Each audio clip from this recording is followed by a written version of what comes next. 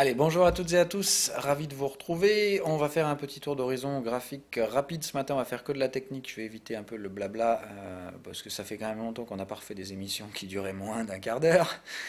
Donc, Ethereum, on va y aller très simple. Ça y est, le stop, enfin la pattern de stop est complétée sur la bougie d'hier, qui a donc réussi à clôturer avec un petit doji. Alors, c'est pas un doji, mais bon, enfin bref, voilà. Une bougie avec mèche haute. Donc je pense qu'on est en train de trouver notre petite résistance, c'est confirmé par une cassure du plus bas d'hier dès aujourd'hui. Donc je pense qu'on est en train d'arriver dans la zone où on va traiter le volume vendeur ici sous la résistance majeure. Mais je pense qu'il y a difficilement, voilà, on va plutôt à mon avis s'orienter vers les 165 et ranger un peu dans cette zone-là avant donc je pense une semaine ou deux et peut-être attendre donc la prochaine impulsion. Donc laisser le marché digérer ici me semble nécessaire. Si ça repart, hein, il n'y a aucun problème, ce sera même encore mieux, mais dans tous les cas, voilà, je pense qu'ici il faut s'attendre à une phase de range, c'était prévisible.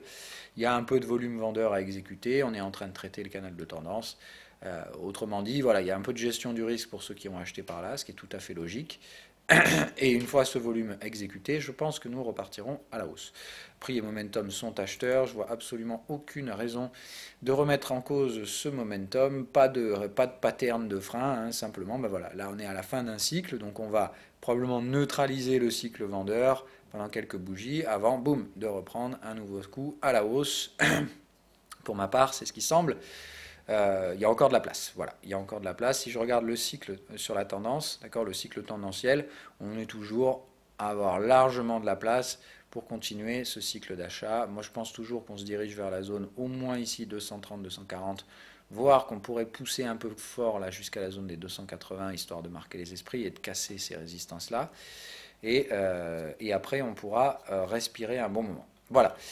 Ça, c'est pour les Ethers. Je maintiens tous les scénarios en cours, c'est-à-dire je ne vais même pas vous refaire une argumentation sur le S&P 500, sur les boons, tout ça. Je m'en bats les couilles, voilà. Je vais tout simplement vous résumer le truc très simplement, d'accord. Dans le marché, il y a deux types de patterns, enfin deux types de schémas graphiques qu'on utilise, et je vous fais souvent la parallèle entre les parties d'échecs et les parties de poker. Le trading, en soi, c'est souvent un mélange des deux.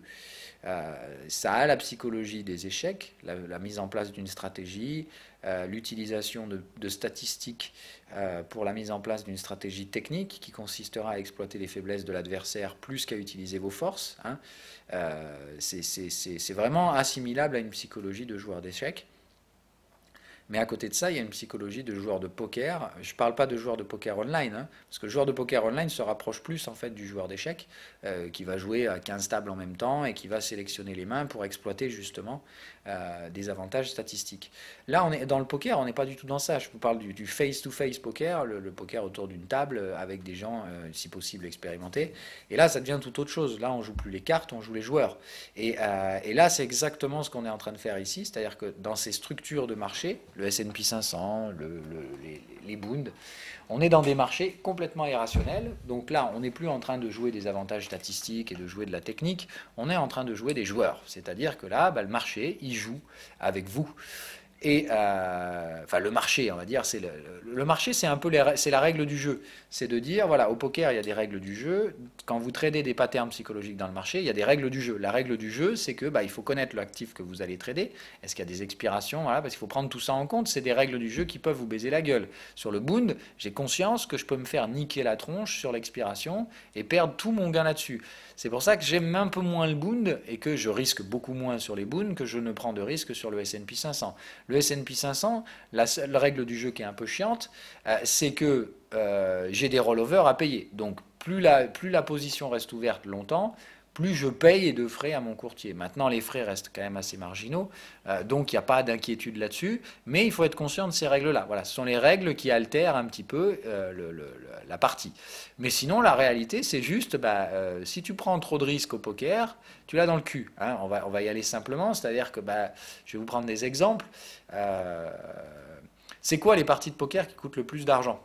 D'accord. C'est quand tu vas choper direct, tu as une petite main bien sale. Moi, c'est les mains que j'adore jouer. Hein. Tu vas jouer à un truc à la con, genre tu vas payer avec soit une petite paire, soit deux petites cartes assorties, très proches.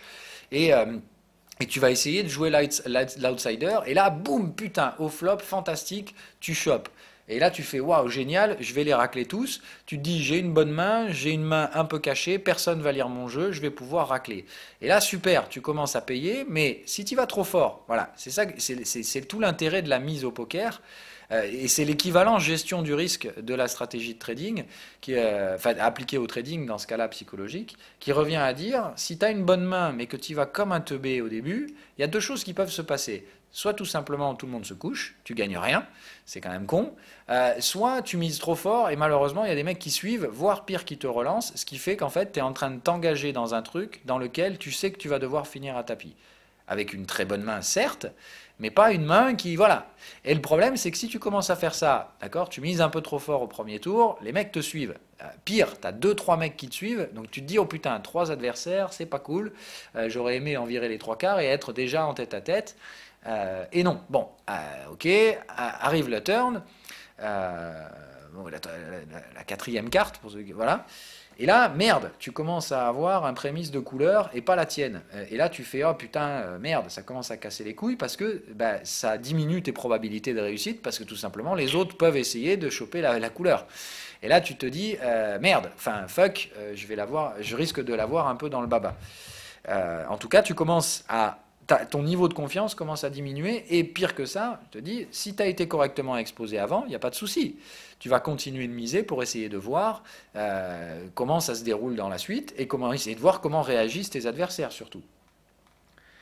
Par contre, si tu as commencé à miser un peu fort dès le premier tour, et que tu t'es engagé, et que du coup maintenant le pot commence à être plus que conséquent, et que pour avoir une mise à la hauteur du pot, il va falloir que tu t'engages vers ton tapis. Ben, tu fais quoi ? Quand tu vois que le risque vient d'augmenter et que tu vas malheureusement, pour garder la crédibilité psychologique, tu vas devoir mettre un tapis. Ben, tu as des joueurs qui vont le faire, c'est-à-dire qui vont dire, ben, comme je sais que ça va finir à tapis, je mets le tapis tout de suite.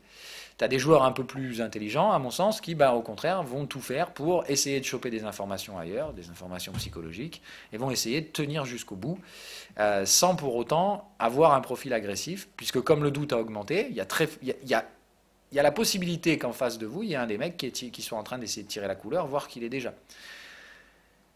Donc c'est deux profils, le profil très agressif et le profil un peu moins. Au poker, ça peut passer dans les deux cas, et évidemment, la différence, elle se fera à l'expérience et à la capacité de lire les autres joueurs.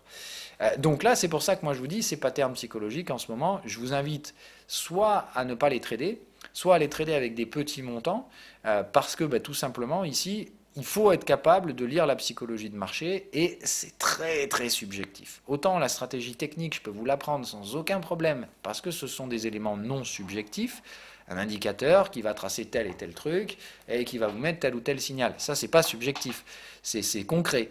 Le problème, c'est que la psychologie, c'est très très très subjectif, et les patterns psychologiques de la psychologie de marché, c'est très emmerdant. Donc j'essaie de vous apprendre un peu ces trucs-là, mais je perds un temps fou dans les émissions justement à essayer de vous transmettre ça, alors qu'en fait vous ne devriez pas spécialement vous concentrer sur ça. En fait c'est surtout les professionnels qui aiment ça, parce que nous on les voit tout de suite ces schémas-là.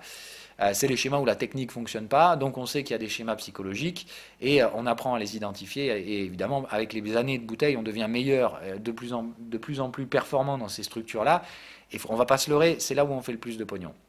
Donc, moi, j'adore vous parler de ça parce que c'est ça qui me rapporte un max de blé, les patterns psychologiques. La pattern technique, c'est bien, mais c'est ce qui permet de gagner au jour le jour. Mais dès qu'il y a une pattern psychologique, moi, tout de suite, je vois ça comme un défi. Il faut vous dire un truc, moi, là, utiliser une stratégie technique, ça me fait chier à longueur de journée à faire ça tout le temps. Donc, moi, ça me met un peu de piquant dans mon trading quand il y a un petit peu de psychologie qui arrive, de psychologie de marché.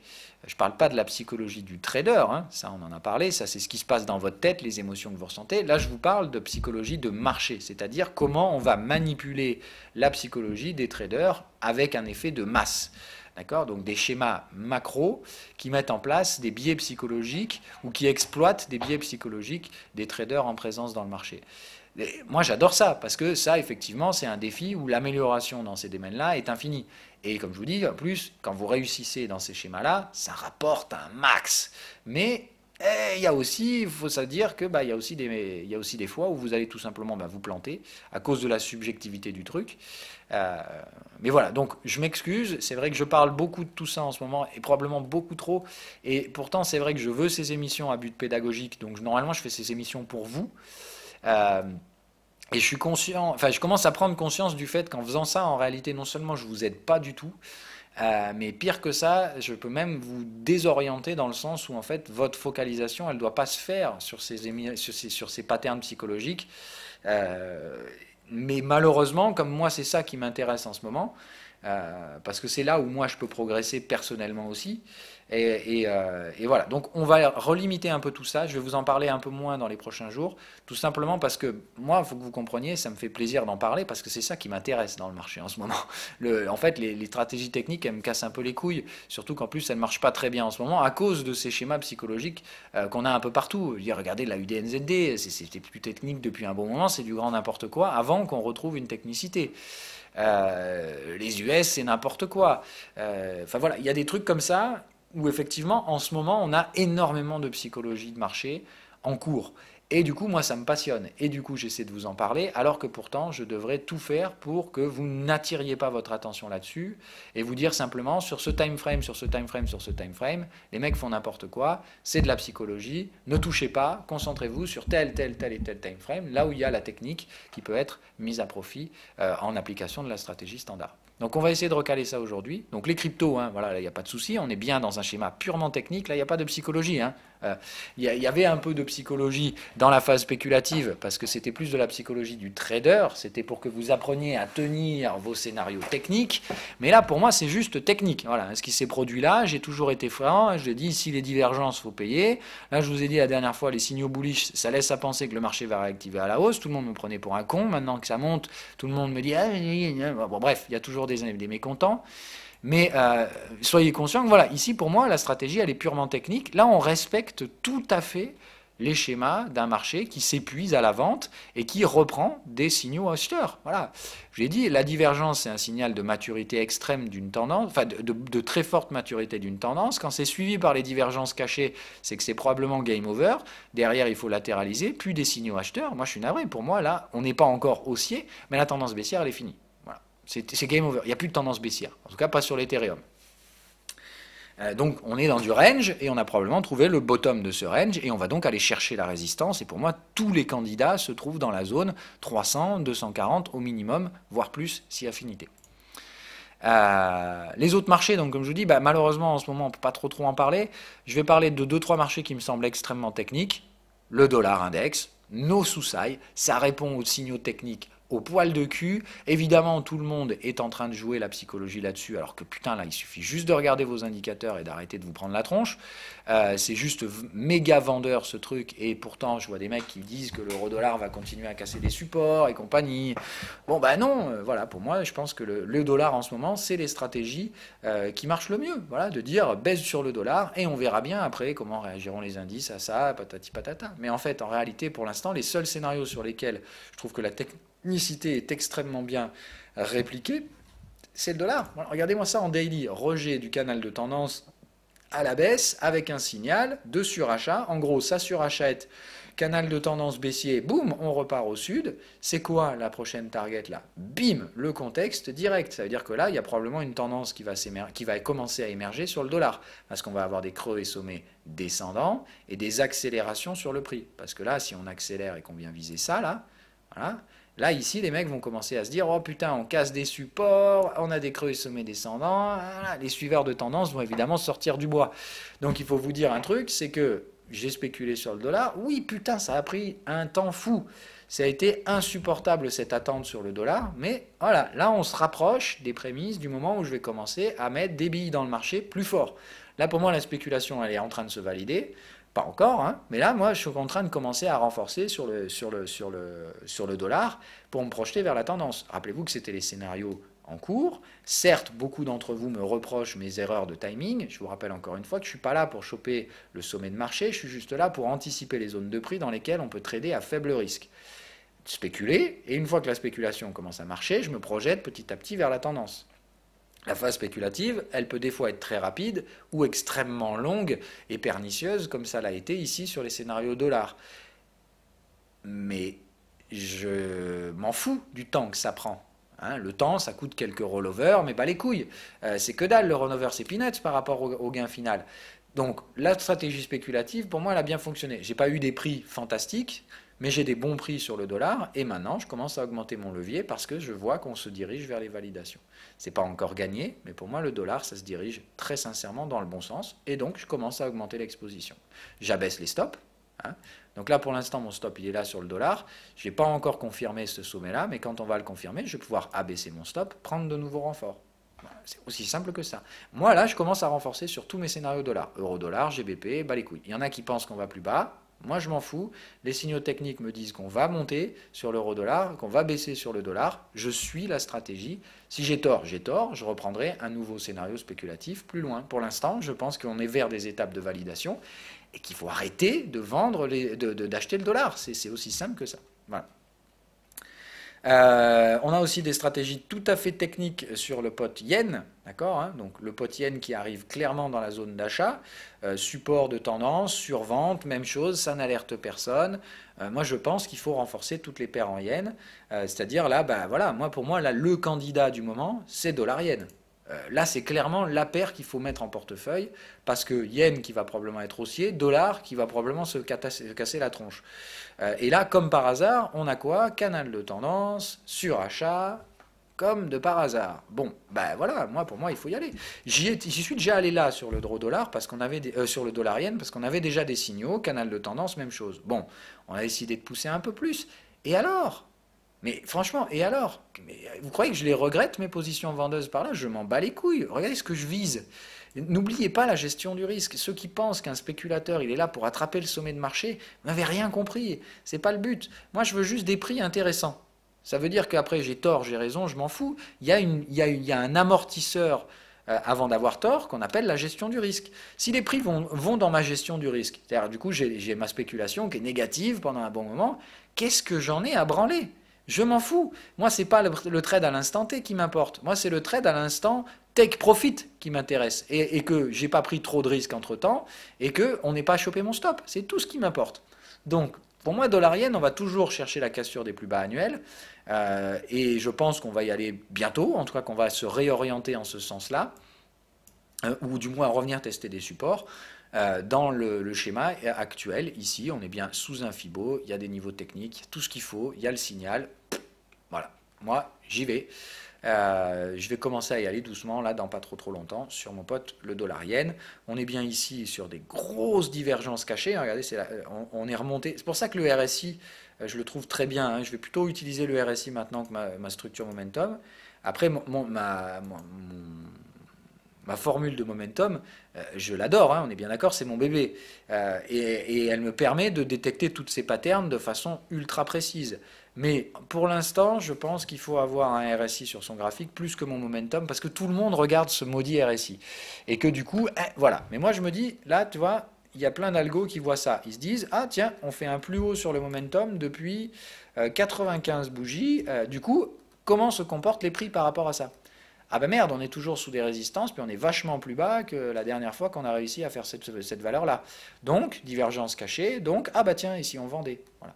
Donc là, je vous le dis d'ailleurs, je vais aller le faire de suite. Voilà, je vais vendre de l'USD Yen, là tout de suite. Je mets en pause, j'y vais.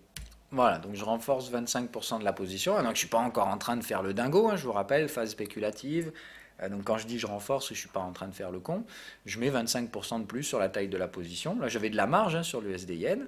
J'en ai encore, hein, c'est-à-dire que je peux me permettre de renforcer encore plus haut que ça. Mais là, on est sur une zone où pour moi, il faut être vendeur. Il y a les signaux techniques. On est bien sur une zone de Fibonacci. Le stop loss pour ma part doit rester là. Hein, voilà.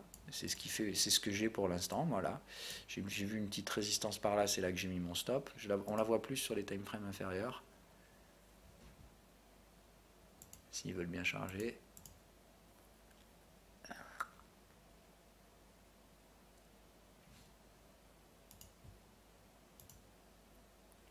Oh, putain, c'est insupportable le trading view. Hein.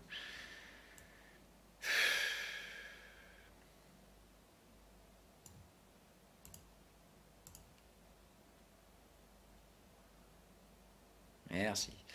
Voilà, donc moi je me protège au-dessus de ce truc. Alors j'ai pas mis le stop juste au-dessus, hein, parce qu'évidemment vous savez que si le marché veut être bullish, c'est au-dessus de ça qu'il va aller chercher. Voilà, moi c'est juste là, par là, c'est au-dessus de ça que je mets mon stop loss. C'est par là que j'invalide pour l'instant. Donc vous voyez que je ne suis pas un levier de dingo, hein, j'y vais pour l'instant doucement, j'attends qu'on valide des creux et sommets. sur ces stratégies, sur ces différentes stratégies. Voilà. Donc pour moi, ça me paraît tout à fait adapté l'USD Yen pour des ventes en contexte daily, c'est-à-dire l'objectif ici, c'est de rejeter le canal de tendance et de venir rechercher le contexte et de le casser. Donc ça veut dire les objectifs se trouvent sous le contexte, en sachant que d'ici les objectifs, il faut s'attendre à avoir une nouvelle box qui va baisser. Hein. Voilà. C'est-à-dire que là, en mars, on a une nouvelle box qui arrive, d'accord, et là, ça m'étonnerait qu'on soit aux objectifs d'ici mars. Enfin, on ne sait pas, hein, si les US dérouillent, on peut sans problème le faire, mais voilà, il faut s'attendre à ce que du coup, il y ait une nouvelle box qui soit créée la prochaine fois. On visera toujours sous cette box. Voilà, hein. Donc pour l'instant, moi, je reste dans ce schéma-là. J'attends les confirmations, mais je pense que dollar-yen, c'est le truc. Dollar donne des signaux baissiers, yen donne des signaux haussiers. Ben, ça, pourquoi vous n'iriez pas sur dollar-yen? Donc c'est la stratégie qui, moi, me semble la plus spéculative, mais la plus intéressante. On est sur du 61% de retracement. C'est tout. Voilà, pour moi, c'est parfait à prendre. C'est un trade à faible risque, mais spéculatif. Donc attention à pas non plus penser que je suis le dieu vivant et que du coup, il faut absolument suivre fil avec des gros leviers de dingo. Je spécule. Si vous mettez des leviers alors que moi, je spécule, bah, vous n'êtes pas en train de spéculer, vous êtes en train de parier. Et c'est deux choses différentes. Voilà, alors donc le yen, Electronic Arts, j'ai raté un petit peu, hier j'aurais aimé, enfin, j'ai hésité puis j'ai pas pris. Bon bref, donc je vais les laisser ranger un peu, mais j'ai mis une alerte là, hein, donc vers les 106,11. Je pense que je vais essayer de vendre ça dans les prochains jours. Tout simplement de mémoire, c'est en horaire ou en 2 heures. C'est en 2 heures. D'ailleurs, je pourrais peut-être le faire en horaire. Ah non, en horaire c'est encore pire. Voilà, parce que là, il faut que je revienne au moins trader au minimum au-dessus des 50% du canal. C'est-à-dire que là, on n'est plus dans la zone où je peux vendre. Donc, soit j'espère un petit pullback aujourd'hui ou dans les prochains jours, pullback mystérieux pour espérer essayer de vendre. Mais là, il y a bien le signal, hein, en 2 heures, le surachat dans le contexte. Il y a un peu tout ce qu'il faut pour jouer l'excès, hein, avec une invalidation au-dessus de ça. C'est-à-dire que là, derrière, bah, soit effectivement, ça c'est suracheté, on se replie et j'ai gagné. Soit c'est suracheté, on latéralise et on repart. Je prends un stop et je revendrai la zone suivante, hein, qu'on avait identifiée. Je ne sais pas, mais je veux en être un peu dans Electronic Arts, au moins un peu. Et Boeing, donc voilà, hier raté, complet. Il y a eu le signal horaire, je ne l'ai pas vu, j'ai les boules. Je ne sais pas comment je suis démerdé, mais j'attendais qu'on déclenche ça. Et évidemment, voilà. Bon, donc j'ai pas pris, mais là, triangle, exit, enfin voilà, faut vendre. Et je ne l'ai pas fait. Donc j'espère que Boeing va toujours me proposer des prix intéressants aujourd'hui, mais je pense que je vais vendre Boeing. Donc là, je pense que je vais mettre un stop de 5% sur l'actif. Et risquer, moi, 3% ou 2,5%. Voilà. Donc probablement un levier 0,5 sur cette action-là. Ce qui veut dire que je vais probablement vendre pour 25 000 en euros, donc à peu près 32 000 dollars, enfin à peu près 30 000 dollars d'équivalent de ce truc-là. Donc vous calculez combien d'actions je vais prendre, hein, voilà, mais bon, je vous donne les montants pour la transparence. Donc c'est pas un truc de dingue, hein, voilà, c'est-à-dire toujours comparé à la taille du capital. Si vous avez 10 000 balles, vous pouvez en vendre que pour 5 000, hein, c'est simple que ça. Voilà. 0,5 en levier. Voilà. Et on ne risque pas, hein, et ça vient chercher votre stop à 5%, goodbye, merci, au revoir, vous avez joué, vous avez perdu. Hein, il ne faut pas lutter contre la bulle. Voilà, et vous aurez perdu 2,5 de capital. C'est pas, ce qui me semble agressif, mais je pense que c'est à la hauteur de ce truc-là. Voilà. Et il me semble que quand même un stop ici à 5% me semble quand même, on va voir en 4 heures ce que ça donne. Voilà, il me semble ici que le stop de 5% est quand même plus que rationnel. Hein. Là, si vous vous faites prendre à 430, franchement, il faut sortir, quoi. Et là, il n'y aura plus trop de doutes sur le fait que ce machin est juste complètement fou. Mais je pense qu'on va osciller ici. C'est-à-dire que normalement, il y aura possibilité de gérer son risque sur ce truc-là. Donc pour ma part, je prends. Voilà, à voir. AUD-NZD, ça bouge pas. Voilà, donc toujours pareil, on attend que ce truc-là se réveille. Pour l'instant, c'est la mort cérébrale. Et c'est à peu près tout ce que j'ai à vous dire. Voilà. Donc on s'arrête là pour aujourd'hui. Je fais donc Boeing, dollar yen. Je vais renforcer mes positions sur le dollar.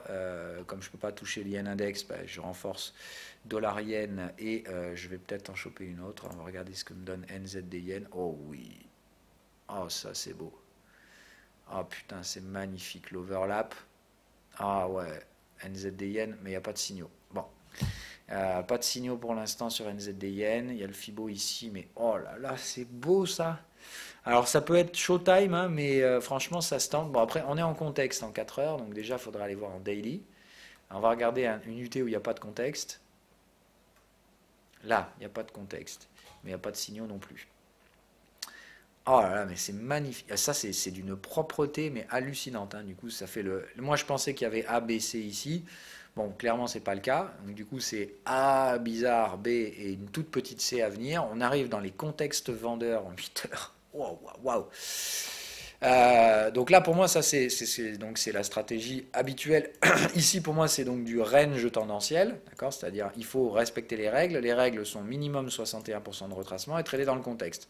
Là, on arrive dans le contexte et il vous faut ensuite un signal et un triangle. Donc là, je vais mettre une alerte au triangle en 8 heures pour un trade NZD Yen, s'il arrive. Donc on va faire momentum, pas momentum, je vous dis. Hop. Voilà, donc NZD JPY 8 heures trade range tendanciel vente. Voilà, donc là il y aura un trade à prendre par là en respect de la stratégie, mais pour ça il faut un signal d'abord et un triangle et trader la confirmation avec le triangle avec un stop loss au-dessus du sommet précédent. On va regarder si en daily il y a un truc exploitable, mais oh là là. Bon, alors déjà je comprends pas pourquoi ce signal-là n'a pas marché, hein. Bon, ça c'est quand même assez fou. Enfin là quand même c'est dingue. Ce genre de signal-là, là, ça paye normalement, et il n'y a pas d'hésitation possible là-dedans. Mais donc là c'est plutôt un trade en daily, et j'ai envie de dire que là, waouh, ce truc-là, une fois qu'il dérouille, il s'arrêtera pas, hein.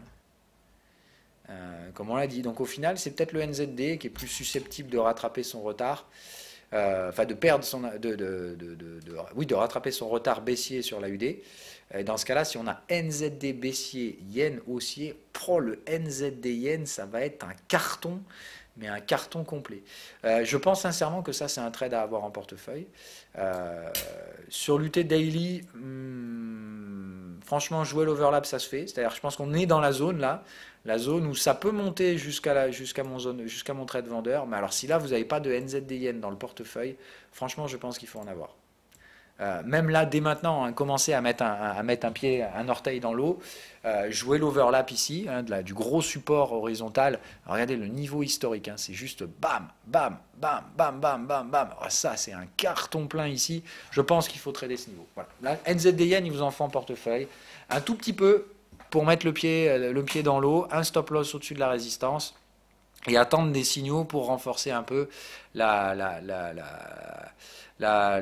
scénario. Mais là, franchement, ça, il faut en avoir en portefeuille, c'est clair. Ça, c'est un bonheur. Le truc là, quand il va tomber, mais ce sera un couteau, un espèce d'énorme couteau. Après, attention, hein, ça peut, je vous dis, continuer à grinder, essayer de se rapprocher de l'oblique, mais je pense pas. Ça, pour moi, c'est vraiment un marché qui... Aïe, aïe, aïe. Ça donne pas envie d'acheter, hein. Oh putain. Ouais, non, ça donne vraiment pas envie d'acheter un truc pareil. Ok, allez, je vous laisse là-dessus parce que je voulais pas faire plus d'une demi-heure et on va s'arrêter là. Mais voilà, bonne journée à tous et à demain.